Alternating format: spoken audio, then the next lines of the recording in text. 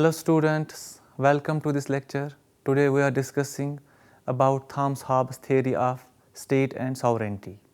Let's start with introduction. Thomas Hobbes was an eminent political thinker of the 17th century, whose contribution to political philosophy is unparalleled. Michael Oakeshott describes the Leviathan of Hobbes as the only masterpiece of political philosophy in the English language. Hobbes is widely considered as the architect of modern political science. His systematic political philosophy laid the foundations of the absolutist theory of sovereignty and the positivist theory of law, and laid down the grounds of political obligation. Though a controversial figure whether he was an absolutist or an individualist, Hobbes, according to Oakeshott, exhibits greater similarities with 20th century liberalism than his seemingly absolutist theory might initially indicate. Macpherson argued that Hobbesian political theory was replete with what he called possessive individualism and an ethos of ruthless competition and self-promotion. Karl Marx is said to have remarked, "Hobbes was the father of us all." This recognition underscores the enduring significance of Hobbes' contribution and impact on the growth of Western political philosophy. Hobbes' unyielding commitment to reason, logic, and a departure from antiquity left an indelible mark on the trajectory of English political philosophy. Influences and the times. Hobbes' political philosophy, apart from the intellectual currents of the Enlightenment, is impacted by two pivotal life events. The first event was his premature birth, induced by his mother's anxiety over the looming Spanish Armada, and the second was his flight from England at the outbreak of the English Civil War. These events laid the underpinnings of Hobbesian thought, his perception of human nature and consequently the state. He proclaimed, "Fear and I were born twins," which points towards the element of fear in his advocacy for the authoritarian state and despotism. After completing his doctoral studies at Oxford, he actively participated in the affairs of the English court. He collaborated with William Cavendish, who later became King Charles I's primary financial supporter. Hobbes himself took on the role of a mathematics tutor for the young prince and the future heir to the British throne, Charles II. Hobbes' association with English court strongly influenced his unwavering support for the royalist cause, a powerful king and an absolutist state. Indeed, during the interregnum period that followed the execution of Charles I and preceded the coronation of Charles II and the restoration of the British monarchy, Hobbes had to escape to Europe. At that time, England was not a secure place for those who supported the royalist cause. Hobbesian views about the state are the direct outcome of his bleak perception, or what some would call a realistic perception of human nature. Before making sense of Hobbes' state and sovereignty, it's pertinent to note, as a social contractarian, he located the formation of the state in a social contract that was made inevitable due to the conditions prevailing before the formation of the state. That period of statelessness is called the state of nature. The social life in the state of nature was determined by human nature.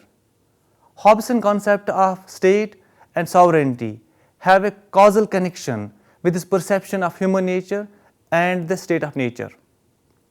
Now, let us discuss human nature. Much like Machiavelli,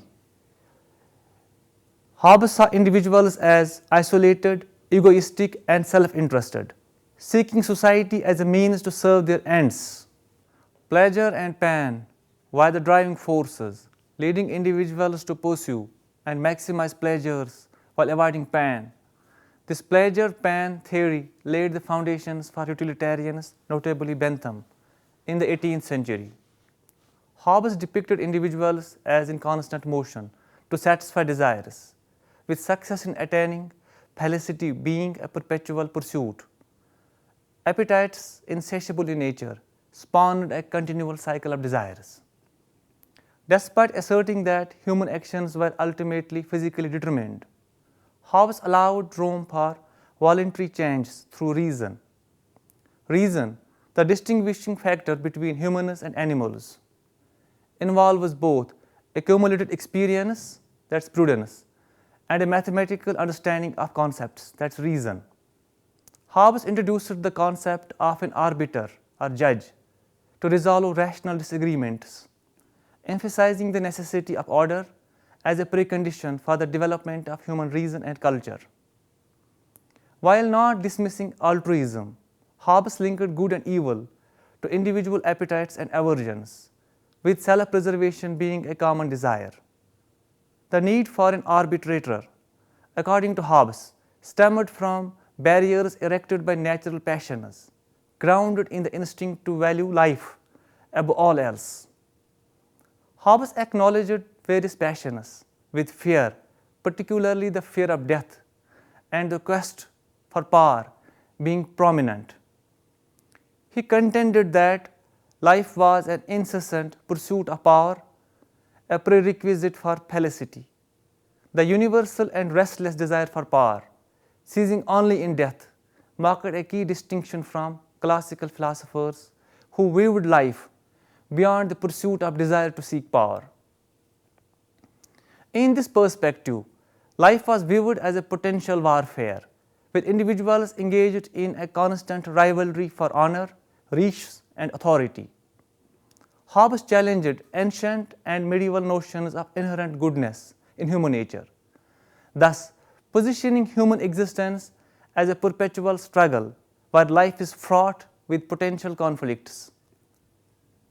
Because of his unceasing egoistic and wicked nature, man was, in the words of Hobbes, solitary, poor, nasty, brutish, and short, now state of nature. In a corollary to his views on human nature, Hobbes articulated his vision of the state of nature. His view of human nature is bleak and pessimistic.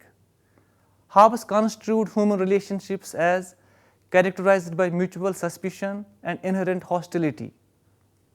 Within this paradigm, the only recognized principle was one of self-interest, the exertion of power to seize and maintain one's position.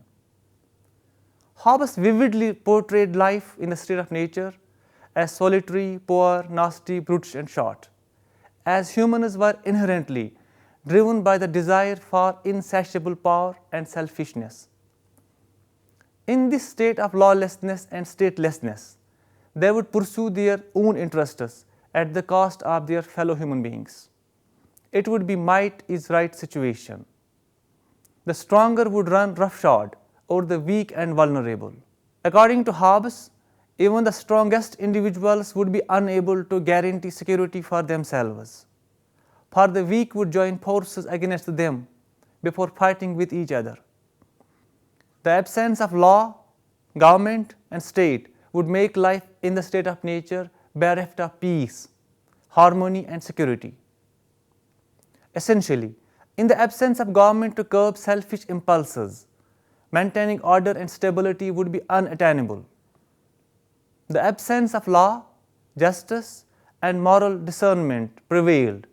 It was the war of all against all. Hobbes contended that in this dystopian situation, the concepts of justice and injustice had no relevance, as they pertained exclusively to the realm of civil society, not isolation.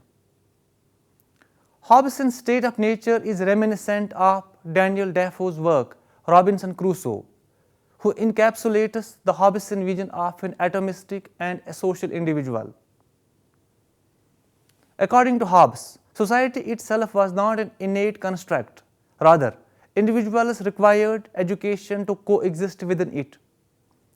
The state of nature prevented the possibility of leading a life of comfort or engaging in civilized pursuits that imbued existence with significance and purpose.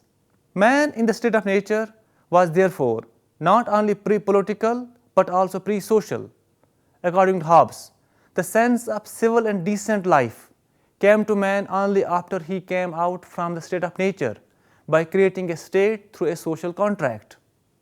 Hobbes writes about the state of nature.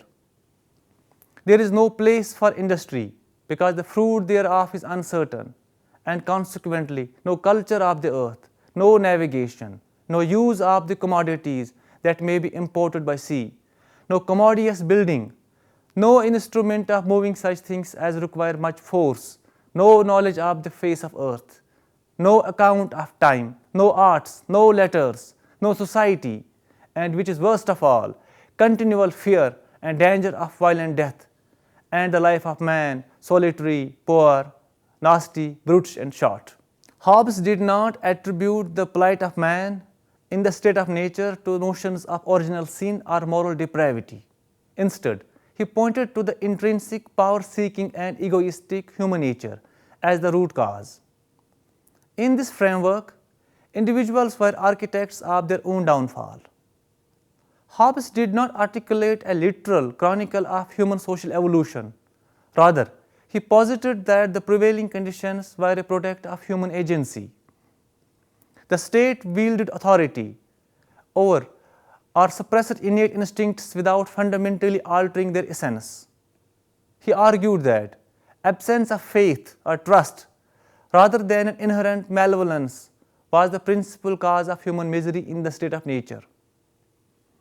This deficiency in mutual trust sprung from the inherent challenge of deciphering the thoughts and motives of others.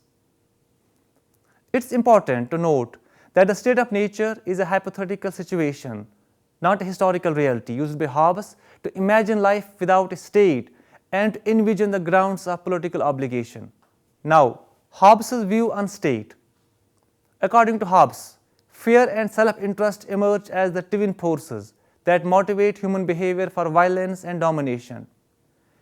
It is the presence of an all-powerful sovereign that stands as a bulwark against this violence and domination of the weak by the strong. The sovereign's presence delineates the boundary between the state of nature and a structured political society. Hobbes, following the tradition of the social contract, underlines the essence of sovereignty, its locus, its interaction with individuals, the fundamental functions of governance, and the birth of the state. Advocating for absolute sovereignty, Hobbes states that sovereign power results from a zero-sum game. The assertion of absolute power ensures comprehensive order, while its absence invites chaos. Reflecting on the historical context, Hobbes was disappointed by the fragmentation in the English political system that had the potential to cause political disorder. He cautioned against disaffection with the government, warned of the pitfalls of democracy, and criticized the impossible benefits of a republic. Being hopeless about any essential goodness and morality in human nature, Hobbes contended that following one's conscience was not permissible outside the bounds of sovereign commands. He underscored the importance of a common political language, asserting that a ruling power was essential to enforce shared meanings and maintain the identity of a political society. Hobbes deified the state to the extent that he condemned universities as hotbeds of sedition and catalysts for civil war. For Hobbes, political order was paramount, and by instilling order, the sovereign aimed to contribute to societal harmony, thus mitigating the looming spectre of civil war. Hobbes and sovereignty. The imperative of seeking peace, as dictated by the first law of nature, necessitated the formation of a state through a social contract. In this process, individuals relinquished their powers via a contractual agreement with a third party, an entity extraneous to the contract but endowed with all the surrendered powers of the individuals.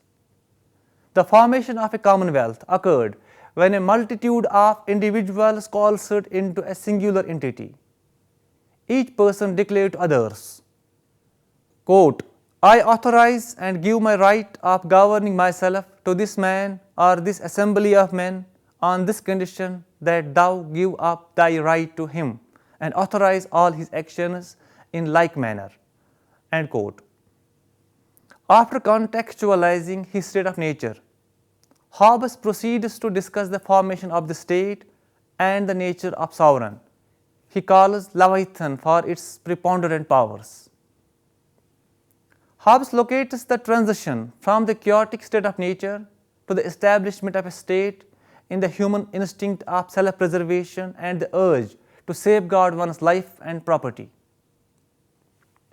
The individuals would have complete control over their lives in the state of nature, as there was no external authority, state or informal social control to regulate their lives. The absolute anarchy reigned supreme in the state of nature, but it failed to ensure the safety and preservation of human life.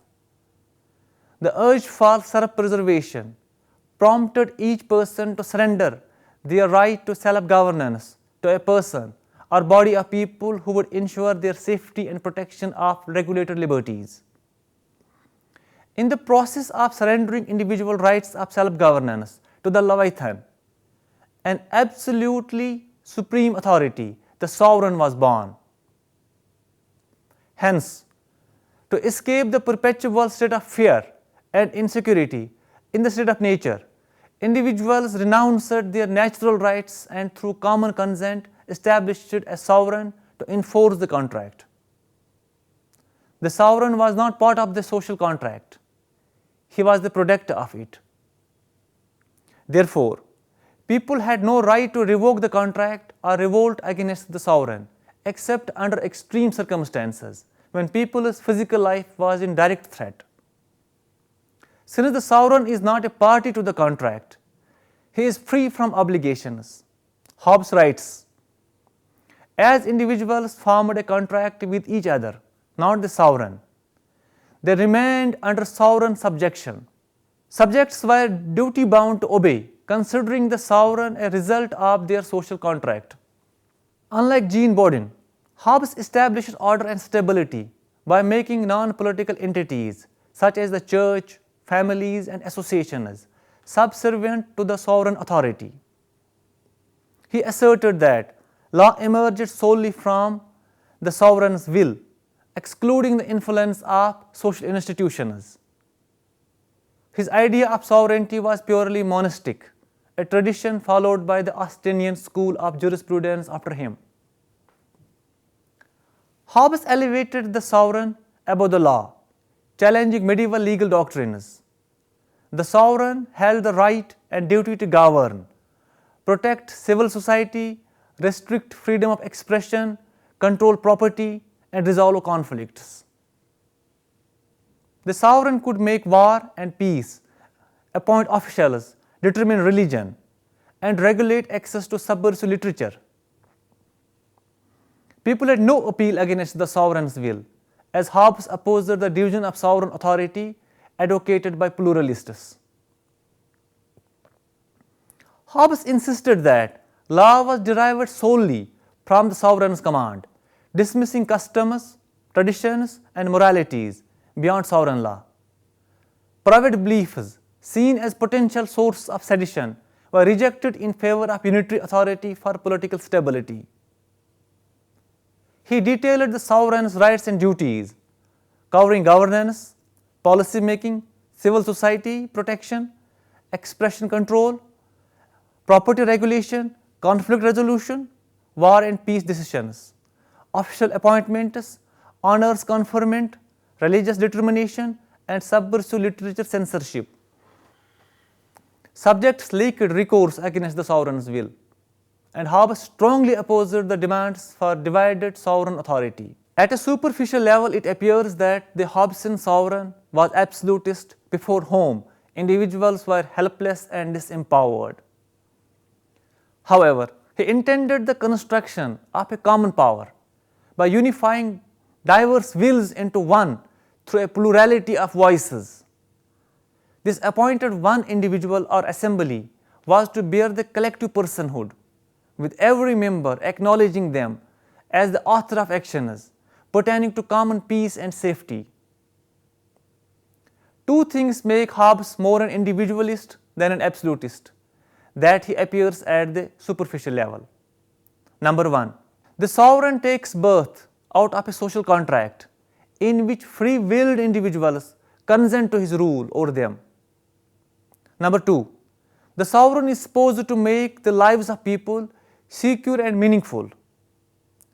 His emergence through a covenant was the answer to the lack of peace, security, development, trade, and liberty. Hobbes' theory of sovereignty vested absolute powers in the sovereign by individuals who willingly surrendered their own rights of self-governance. This conceptualization of an absolute sovereign power arose from Hobbes' profound individualism, wherein the sovereign acted as a representative and a guardian of individuals, ensuring order and security and averting the spectre of civil war. The very act of giving consent by each individual guaranteed fundamental equality among all members, which is an individualist feature. By this, he gave a death blow to the medieval notions of the divine origin of state and the divine rights of kings, as he grounded it in a contract that people willingly and mutually entered into without discrimination. Additionally, while Hobbes grants absolute powers to the sovereign, he prioritizes the right to self-preservation in civil society, a right that sovereign cannot revoke. If the sovereign commands someone to take their own life, the individual is not mandated to comply, as the fundamental purpose of coming out of the state of nature was the preservation of life. Consequently, no one held superior rights over another. Moreover, the sovereign was obligated to treat every individual equally in matters of justice and taxation. Hobbes elucidated justice as parity in treatment and rights, emphasizing the importance of keeping promises to maintain an equitable status. Justice in Hobbes' perspective aligned with fairness, an approach that involved treating others in the manner one expected to be treated. Adhering to the monastic perspective, Hobbes envisioned sovereign power as indivisible, absolute, inalienable, and enduring. The sovereign held the authority to enact laws as he deemed fit. Unlike Bodin, Hobbes refrained from subjugating sovereign power to divine and natural laws, positioning the Leviathan as the sole source and interpreter of laws. Hobbes' conception of justice centered on a contract made by free, rational, and equal individuals, with a just distribution of goods hinging on freely entered agreements. Laws were the criteria for distinguishing just and unjust, and the legitimacy derived from being the command of the sovereign. The nature of public power, as grasped by Hobbes, was that of a permanent, sovereign, rightful, and authorized representative, a force breathing life into society and the body politic. Hobbes understood sovereignty as a characteristic of position rather than the individual wielding it, thus promoting unity through a singular sovereign will. The state, in Hobbes' vision, emerged as the paramount institution, transforming the lives of individuals from miserable and impoverished to ones where the pursuit of their interests was made possible. The indivisible power of the state, in Hobbes' eyes, became an imperative response to the inherent ruthlessness of individuals, with the added dimension of fear to give a comprehensive theory of political absolutism. The sovereign, as envisioned by Hobbes, created sufficient order to channel competition between individuals into a peaceful and orderly coexistence. Now, contribution and relevance. The importance of Hobbes' views on sovereignty and the state lies in the fact that he consolidated the foundations of statism laid before him by Machiavelli and Bodin. Machiavelli secularized the idea of politics and objectively dealt with the problem of human nature. Bodin established indivisible sovereignty as an inalienable element of state.